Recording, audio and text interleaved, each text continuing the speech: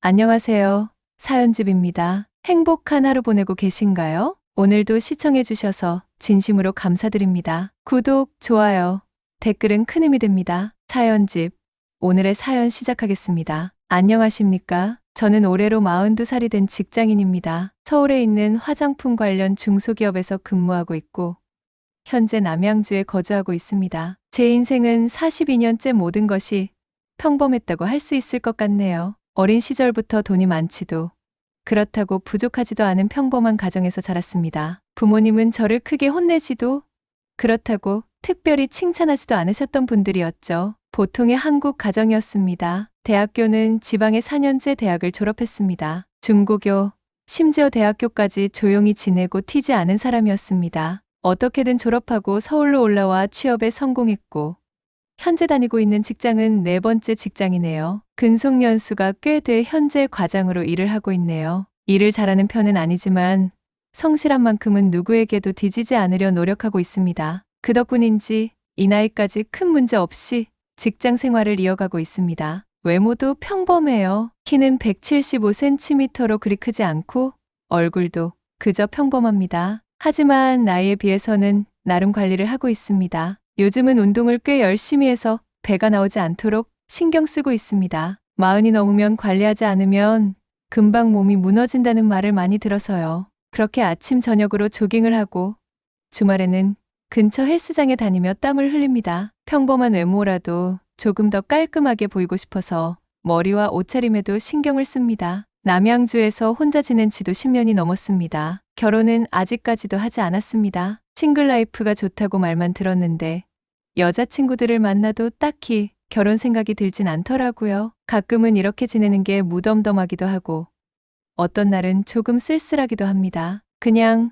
제 나이에 맞게 조용히 살고 있는 것 같습니다. 아무튼 그렇게 저는 큰 기대도 없고 큰 불만도 없는 평범한 하루하루를 살고 있습니다. 특별할 것 없는 이야기지만 어쩌면 많은 분들이 공감할 수 있는 삶일지도 모르겠네요. 회사에서는 점점 후배들이 늘어나고 있습니다. 나이가 들어가다 보니 자연스럽게 그런 일이 생기네요. 저는 회사에서도 크게 튀는 스타일은 아닙니다. 후배들에게 아저씨 취급받을까 봐 함부로 다가가거나 농담을 하진 않습니다. 그냥 적당히 거리를 유지하고 적당히 일을 하고 있습니다. 다만 속으로는 요즘 젊은 친구들처럼 재치 있고 유연하게 대처하는 모습을 부러워할 때가 많습니다. 회사에서는 크게 튀지 않으려고 조용히 지내는 편이지만 이상하게도 신경이 쓰였던 여자 직원이 하나 있었습니다. 바로 영업팀의 30대 중반 여자 직원입니다. 이름을 부르기도 민망할 만큼 혼자 속으로만 생각하고 있는 사람이죠. 엄연히 제 후배이지만 다른 팀이라 교류가 많지는 않았어요. 근데 회사가 작다 보니까 자주 얼굴을 보게 됐고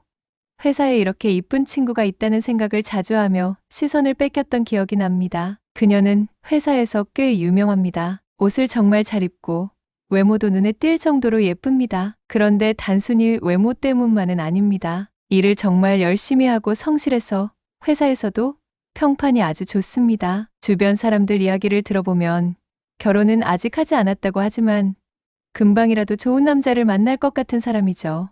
뭔가 다 갖춘 사람처럼 느껴지는 그녀를 보고 있으면 평범한 제 자신이 초라하게 느껴질 정도였습니다. 특별히 말을 걸거나 가까이 다가갈 용기는 없었습니다. 나이 차이도 있고 괜히 제가 다가가면 불편해할까봐 신중해질 수밖에 없었죠. 그래도 가끔 그녀가 환하게 웃으며 동료들과 이야기하는 모습을 보면 제 회사 생활이 조금은 덜 지루하게 느껴졌습니다. 이런 설렘이 제 나이에 찾아올 줄은 몰랐습니다. 이렇게 설레는 감정이 오랜만에 느낀 것이 참 신기하고 기분이 좋았었어요. 그때까지만 하더라도 어느 날은 용기를 내서 그녀에게 커피를 한 잔 사줬습니다. 특별한 날도 아니었고 큰 이유가 있었던 것도 아닙니다. 그냥 일이 바빠 보이는 그녀에게 작은 배려를 하고 싶다는 생각이 들었을 뿐이었죠. 솔직하게 이야기해서 관심을 보이고 싶었는데 숫기가 없어서 적극적으로 다가갈 수는 없었어요. 사실 커피 한 잔으로 마음을 표현한다는 게 누군가는 우습게 볼 수도 있지만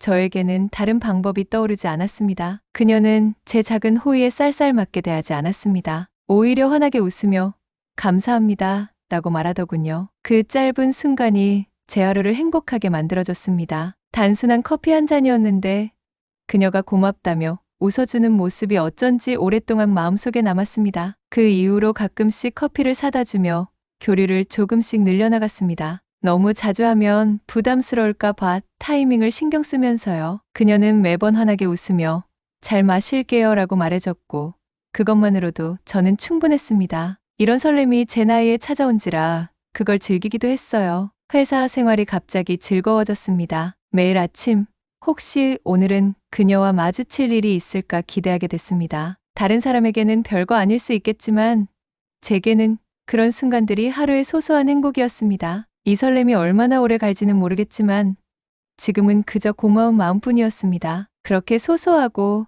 설렘 가득한 회사 생활을 하던 어느 날이었습니다. 외부 비즈니스 미팅을 마치고 회사로 돌아오는 길이었죠. 날씨는 조금 더웠고 몸도 약간 지쳐 있었습니다. 시원한 커피를 사서 차로 돌아가는 길에 우연히 복권 가게를 지나치게 됐죠. 근데 사람들이 엄청 줄을 서 있는 거예요. 1등을 많이 배출한 명당이라고 해서 인기가 있는 것 같았죠. 좀 쉬고 싶기도 하고 사람들이 주말을 앞두고 한껏 기대에 찬 얼굴로 줄을 서 있는 모습이 묘하게 인상적이었습니다. 딱히 복권에 관심이 있었던 것도 아닌데 그날은 이상하게 줄을 서고 싶어졌습니다. 기분 전환 삼아 해보자는 마음이 컸죠.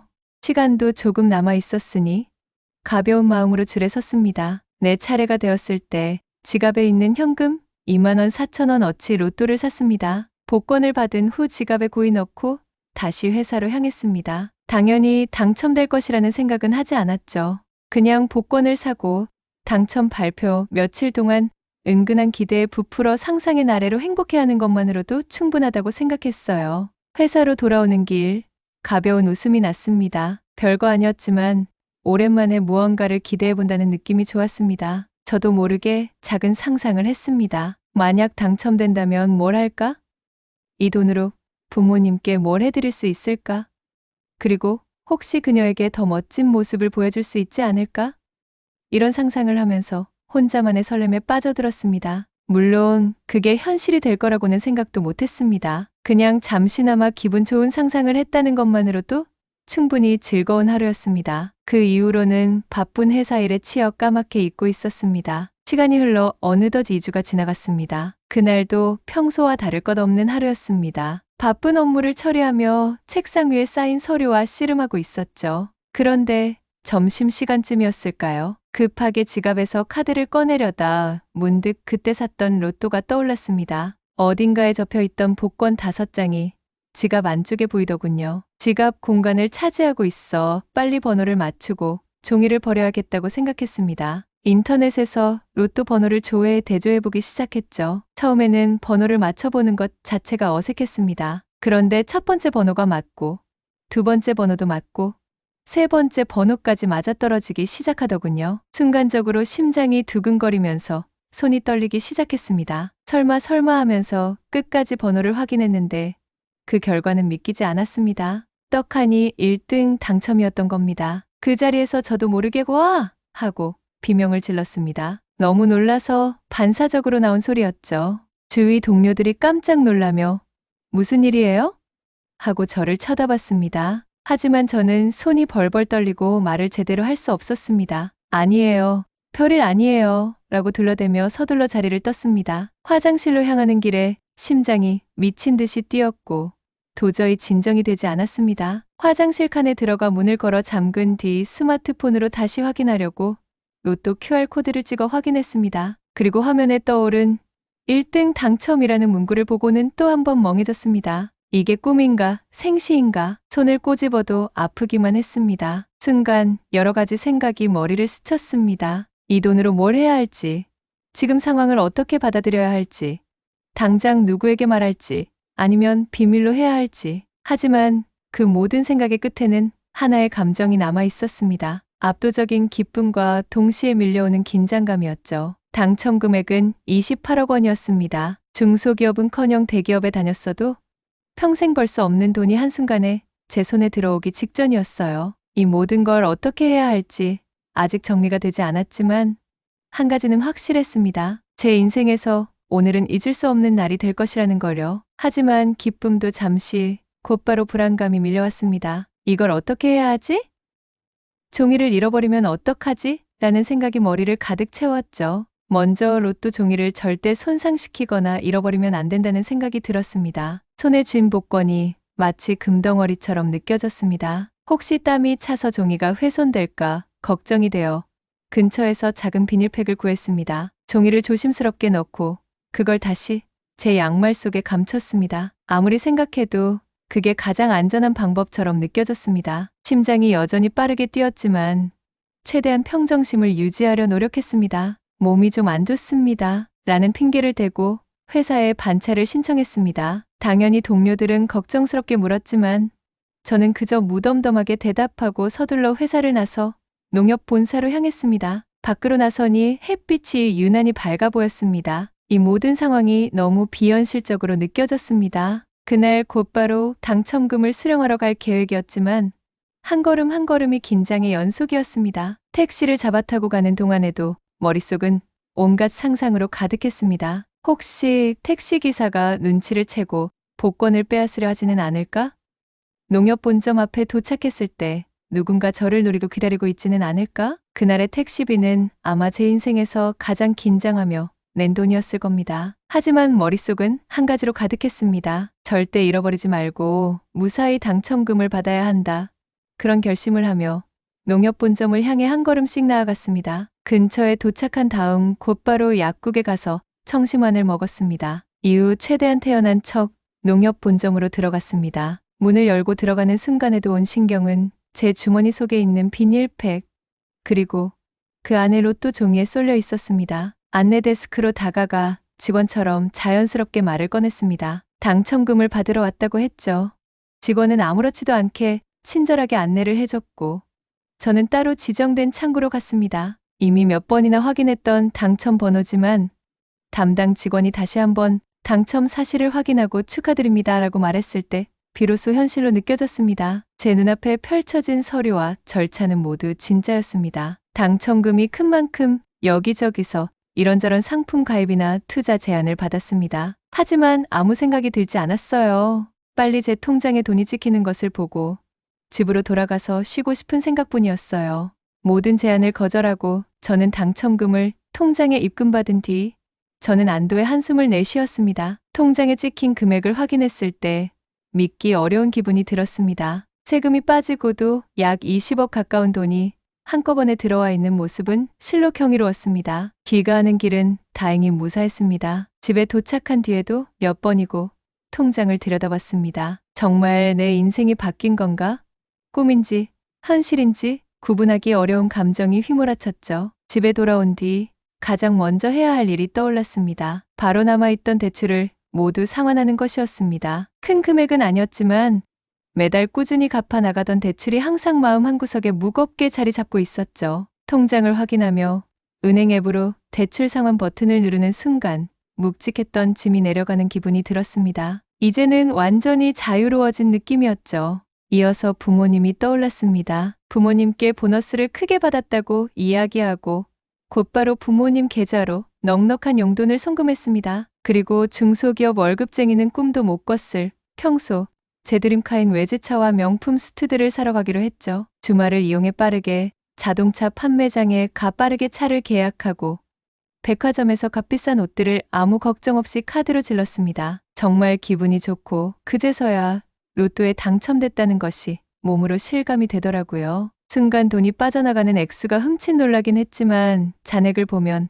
아직도 어마어마한 돈이 들어있었으니까요. 하지만 돈이 생겼다고 해서 회사를 퇴사할 생각은 추호도 없었어요. 이 돈이 영원히 유지되는 것은 아니고 큰 돈이 생기면 잘못 관리하다가 순식간에 사라질 수 있다는 이야기를 수도 없이 들었으니까요. 회사 생활 자체가 싫었던 것은 아니었습니다. 이제껏 착실하게 다닌 덕분에 안정적인 생활을 해왔고 그 안에서 나름대로의 성취감도 느껴왔으니까요. 또 회사에 흥미가 생긴 여직원도 있었기 때문에 대뜸 퇴사를 할 이유가 전혀 없었지요. 다만 회사 생활에 대한 제 마음가짐은 완전히 달라졌습니다. 예전에는 월급에 맞춰 알뜰하게 살아야 한다는 부담감이 항상 있었고 승진이나 선거에 대한 스트레스도 적지 않았습니다. 하지만 이제는 그런 압박에서 벗어난 느낌이었습니다. 급여가 아니더라도 생활에는 아무 문제가 없으니 더 이상 눈치를 보거나 불필요한 걱정을 할 이유가 없었죠. 그 여유는 제 태도에도 그대로 나타났습니다. 회의 시간에 지나치게 긴장하지 않게 됐고 후배나 동료들과의 대화에서도 마음이 훨씬 편안해졌습니다. 예전 같았으면 부담을 느꼈을 후배들과도 티타임도 자주 가졌고 커피와 점심을 다 제가 사주며 상사다운 모습을 여과 없이 보여주기도 했습니다. 시간이 지나면서 제 태도와 생활의 변화는 회사 사람들의 눈에도 서서히 들어가기 시작했습니다. 이전에는 평범한 옷차림의 무난한 회사원으로 지내던 제가 요즘 들어 매일 새로 산 명품 옷들을 입고 출근하기 시작한 겁니다. 구두며 시계 같은 디테일까지 명품으로 신경을 쓰고 나면서 자연스럽게 눈길을 끌게 됐죠. 무엇보다도 회사 대표보다 더 좋은 외제차를 타고 다니면서부터는 시선이 확실히 달라졌습니다. 처음에는 아무도 대놓고 묻지 않았습니다. 다들 저를 조용히 지켜보는 것 같았죠. 하지만 회사라는 공간은 소문이 돌기 쉬운 곳입니다. 어느 날부터인가 제 신변에 무언가 큰 변화가 생겼다는 소문이 여기저기서 들리기 시작했습니다. 혹시 과장님 코인 대박이라도 터졌나? 로또가 된 것 아니냐는 소문들이 오죽하면 제 귀에까지 들려왔을까요? 심지어 같은 팀뿐만 아니라 다른 부서에서도 그런 이야기가 들렸습니다. 사람들의 속삭임을 들을 때마다 속으로 웃음이 났습니다. 당연히 사실을 밝힐 생각은 없었죠. 괜히 말해서 더 큰 주목을 받거나 불필요한 관심이 쏟아지는 건 원하지 않았으니까요. 사실 이런 소문들이 싫지는 않았습니다. 누군가 제 이야기를 하고 있다는 것 자체가 묘한 기분이었고 평소와는 다른 방식으로 사람들의 주목을 받는다는 게 나쁘게 느껴지지 않았습니다. 물론 조심해야 할 부분도 있었습니다. 소문이 커지면서 제 생활이 불편해지지 않도록 최대한 침착하게 행동하려고 노력했습니다. 회사 생활이 여유로워졌지만 저는 여전히 관심을 가지고 있던 그녀를 가끔씩 눈길로만 지켜보는 정도로 만족하고 있었습니다. 굳이 다가가거나 특별히 표현하지는 않았습니다. 괜히 불필요한 오해를 사는 게 싫었고 그저 멀리서 지켜보는 것만으로도 충분하다고 생각했으니까요. 그러던 어느 날 업무를 마무리하고 있던 오후 늦은 시간에 메신저 알림이 울렸습니다. 화면에 떠오른 이름은 제가 관심을 가지던 바로 그 여직원이었습니다. 순간 심장이 두근거리며 메신저 창을 열었습니다. 내용을 읽고 순간 멍해졌습니다. 지금까지 자신에게 커피를 사주고 친절히 대해줬는데 정작 자신은 아무것도 해준 것이 없어 미안하다면서 시간이 되면 오늘 저녁 식사를 함께 하시면 어떻겠냐고 물어보는 것 아니겠습니까? 누가 장난이라도 칠 줄 알았습니다. 친절하고 온화해 보이지만 어딘가 도도했던 그녀가 먼저 이렇게 데이트 신청을 한다는 것이 믿기지 않았으니까요. 아니면 다른 의미가 있는 걸까? 혼란스러운 감정이 뒤섞였지만 한 가지는 확실했습니다. 기분이 너무 좋았습니다. 답장은 곧바로 너무 좋다며 같이 퇴근하자고 말을 남겼었죠. 저는 회사 인근에 있는 곱창 전골 맛집을 알고 있어서 그리로 가자고 했어요. 적당히 호감 있는 회사 여자 동료와 단둘이 부담 없이 식사를 즐길 수 있을 만한 곳이었죠. 제가 꿈꿔왔던 순간이 실제로 다가온 것 같아 기대와 설렘으로 가득 찼습니다. 저녁 시간이 다가올수록 심장이 조금씩 빨리 뛰기 시작했어요. 곱창 전골이 끓기 시작하며 대화도 조금씩 무르익었습니다. 회사 이야기, 가벼운 농담, 그리고 서로의 일상에 대한 소소한 이야기들이 오갔습니다. 그녀는 역시 대화에서도 센스가 넘쳤고 저는 그런 그녀의 모습을 바라보며 한 번 더 감탄했습니다. 이 자리가 너무 자연스럽고 즐겁게 느껴져 술잔도 자주 오갔습니다. 소주를 한두 잔 나누다 보니 분위기는 더 부드러워졌고 그녀도 저도 긴장을 푼 채 서로의 이야기에 몰입할 수 있었습니다. 식사를 마친 후 그녀가 시간 괜찮으시면 간단히 한 잔 더 하실래요? 라고 물었을 때 망설임 없이 고개를 끄덕였습니다. 2차로 간 곳은 근처의 조용한 바였습니다. 은은한 조명과 차분한 음악이 흐르는 곳에서 우리는 조금 더 진솔한 대화를 나눴습니다. 그녀는 회사에서 느끼는 어려움과 앞으로의 계획에 대해 이야기했고 저는 조심스레 제 삶의 여유와 최근 느끼는 행복에 대해 이야기했습니다. 가격은 은근히 나왔습니다. 하지만 계산서를 보는 순간 고민할 필요도 없었습니다. 카드로 계산을 하며 오늘은 제가 초대받은 자리니까요. 부담 갖지 마세요. 라고 말했습니다. 그녀는 고맙다며 살짝 미소 지었고 그 모습에 오히려 제가 더 기분이 좋아졌습니다. 그날 이후로 우리는 점점 더 자주 만나게 되었습니다. 회사에서 간단히 커피를 마시는 건 기본이고 퇴근 후에도 종종 함께 저녁을 먹거나 영화를 보러 다녔습니다. 서로에 대해 더 깊이 알게 되면서 대화의 주제도 다양해졌고 점점 더 가까워지는 느낌이 들었습니다. 그녀와 함께 있는 시간이 즐거웠고 그런 일상이 새롭고 특별하게 느껴졌습니다. 그러던 어느 날 그녀와 함께 카페에서 커피를 마시며 이야기를 나누던 중 그녀가 조심스럽게 물어봤습니다. 회사에 저를 두고 돌고 있는 소문에 대해서 물어본 거였죠. 그녀도 제가 코인이 대박나거나 로또 당첨이 됐다는 소문을 들었던 모양이에요. 그녀는 말을 마치며 장난스럽게 웃었습니다. 저는 잠시 망설이다가 그녀에게만큼은 솔직하게 말해야겠다는 생각이 들었습니다. 그리고 고백했어요. 사실 로또 1등이 된 것이 맞다고 말이죠. 그녀는 눈이 커지며 놀란 표정을 지었습니다. 진짜 로또에 된 것이 맞냐며 동그래진 눈으로 물어보는데 그 표정도 참 이쁘고 매력적으로 보이더라고요. 그리고 제가 잘 절제하고 주변에 티를 내지 않는 것이 멋있다고 말하기도 해서 기분이 은근 좋아졌습니다. 그렇게 저는 그녀를 더 자연스럽게 받아들이게 되었고 관계는 더욱 깊어졌다고 생각했습니다. 그녀와의 대화 속에서 복권 당첨이나 돈에 대한 이야기는 더 이상 특별한 주제가 아니었습니다. 우리는 그저 서로의 삶을 공유하며 점점 더 가까워지고 있다고 느꼈죠. 자주 만나며 어느 순간부터 연인이 돼 있었습니다. 로또에 당첨된 것도 현실감이 없었지만 이렇게 멋진 여성을 내 곁에 둘 수 있다는 것이 더 놀라웠습니다. 가끔 스스로를 돌아보며 내가 정말 이런 삶을 살게 되다니라는 생각을 하곤 했습니다. 그녀와 함께 있는 시간은 따뜻했고 매일매일이 새롭게 느껴졌습니다. 저는 우리 관계가 점점 더 깊어진다고 생각했어요. 제가 혼자 살기 때문에 집으로 몇 번 초대도 했고 몇 번은 우리의 관계는 점점 깊어졌습니다. 어느 날은 자연스럽게 서로의 마음을 확인하고 잠자리까지 함께하게 되었습니다. 나이는 있지만 서로를 배려하고 신중하게 다가가던 그녀가 관계가 더 깊어지는 것을 진심으로 즐기고 있다는 것을 느낄 수 있었습니다. 그런데 그녀가 가끔씩 결혼에 대해 이야기를 꺼내는 모습을 보며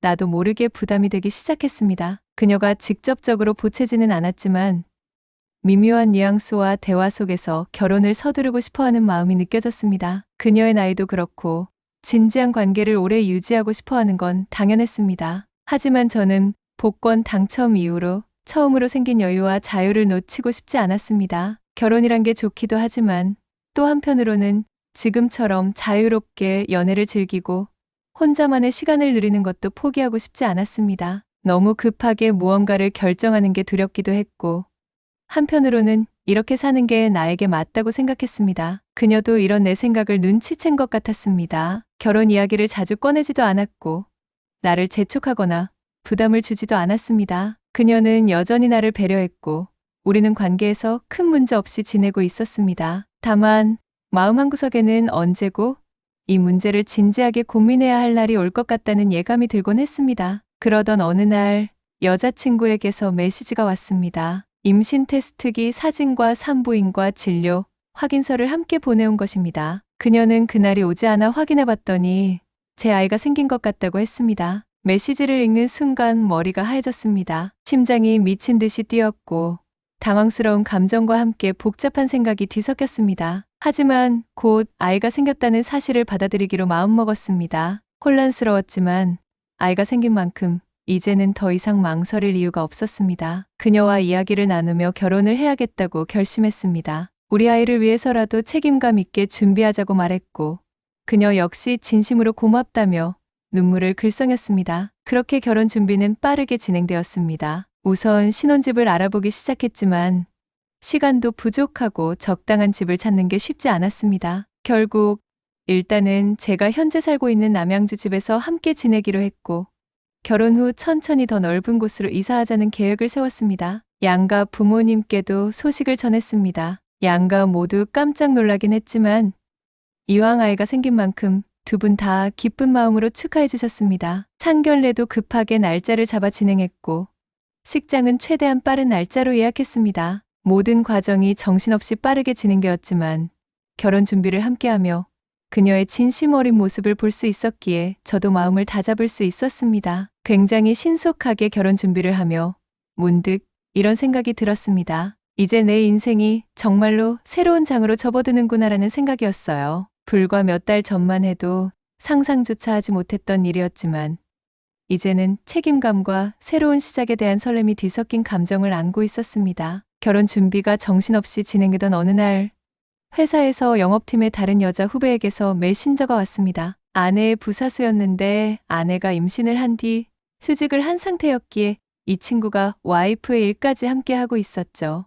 저와는 교류가 거의 없던 친구라서 조금 의아한 마음으로 메시지를 열어봤습니다. 그녀의 메시지는 어딘가 심각해 보였습니다. 무슨 일인가 궁금했고 따로 말씀드려야겠다는 말에 옥상에서 커피 한잔 하자고 하며 함께 올라갔습니다. 그리고 이 친구가 이야기한 내용은 굉장히 깜짝 놀랄만 했습니다. 부사수인 그가 회사에 있는 와이프 컴퓨터를 쓸 때가 많았다고 합니다. 업무를 하며 와이프 컴퓨터로 결제를 해야 할 때가 있었는데 어느 날 와이프의 개인 메신저가 보였다는 겁니다. 보통 같으면 열어보지 않았겠지만 겉으로 보이는 내용이 저를 속이는 내용 같아 자신도 모르게 대화창을 열어봤다고 했습니다. 도대체 무슨 일일까 불길한 예감이 들어 무슨 일이냐고 물어봤습니다. 그리고 뒤이어진 내용은 정말 좌절스러웠습니다. 아내가 친구들과 개인적으로 나눈 대화였는데 자신이 아이를 가졌다고 거짓말을 해 결혼을 하는데 성공했다는 내용이었다고 합니다. 사실 임신을 한 것이 아니고 중고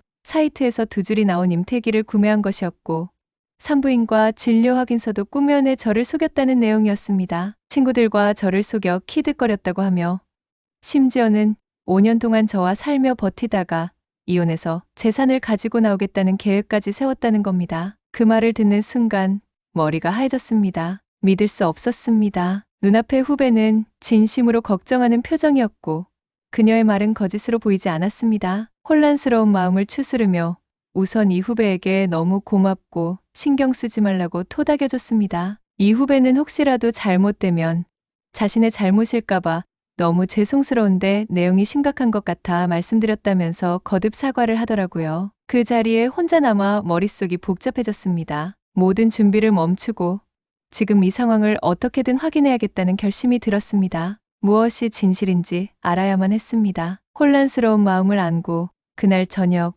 여자친구를 만나 솔직하게 이야기를 꺼냈습니다. 차분한 목소리로 그러나 단호하게 내가 직접 산부인과에 가서 확인하고 싶다고 다짜고짜 요구했습니다. 당황하고 놀란 표정인 여자친구는 갑자기 왜 그러냐며 저에게 따졌지만 저는 정말 굳은 표정으로 그녀를 몰아세웠어요. 그리고 곧바로 그녀가 친구들과 나눈 대화 내용을 모두 봤다며 집안을 뒤집어 엎기 전에 사실대로 말하라고 화를 냈습니다. 그녀는 순간 당황하며 눈을 크게 뜨고는 말을 잇지 못했습니다. 금방이라도 어떤 변명을 꾸며낼까 생각하는 것 같았어요. 그녀는 처음에는 강하게 부인하려 했지만 제 태도가 단호하다는 것을 느낀 듯 결국 진실을 털어놓았습니다. 임신은 거짓말이었고 결혼 후 재산을 나누기 위해 친구와 계획한 일이었다고 실토했습니다. 심지어는 나중에 스트레스를 핑계로 유산했다고 말할 생각이었다는 것까지 이야기했습니다. 울면서 솔직하게 얘기하는 거라고 하더라고요. 근데 저는 우는 표정을 봐도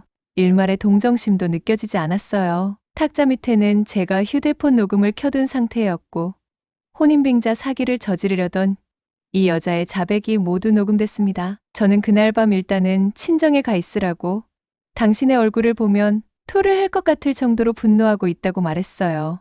울며 매달리는 여자친구를 뿌리치고 곧바로 집에서 쫓아냈습니다. 하나도 미안하지 않았습니다. 그리고 여자친구가 집을 나간 후 몇 시간 뒤 예비 장모와 장인, 여자친구의 남동생, 그리고 그의 친구들에게 녹음 파일을 보내며 진실을 알렸습니다. 그 즉시 그녀의 부모님과 남동생에게서 연락이 왔습니다. 예비 장인 장모는 눈물 섞인 목소리로 딸의 철없는 행동에 대해 진심으로 사과하며 다시 기회를 달라고 부탁했지만 저는 단호하게 거절했습니다. 애초에 결혼할 생각도 사라졌으니 그들과 저는 남남이었죠. 딸 교육 잘못시킨 본인 죄라고 짧은 답장만 남기고 그 집 가족들의 연락처를 모두 차단했습니다. 결혼식장은 물론 모든 예약을 취소했고 그녀에게는 취소 수수료에 대한 배상을 요구하기 위해 변호사를 알아보기 시작했습니다. 모든 일이 순식간에 벌어진 것처럼 느껴졌지만 그 와중에도 한 가지는 분명했습니다. 이제라도 진실을 알게 되어 다행이라는 것이죠. 결혼 생활 중에 알았으면 일이 더 복잡할 뻔했는데 정말 회사에서 잘 알지 못했던 후배의 도움으로 인생을 구할 수 있었습니다. 세상에 기인이 있는 것이었어요.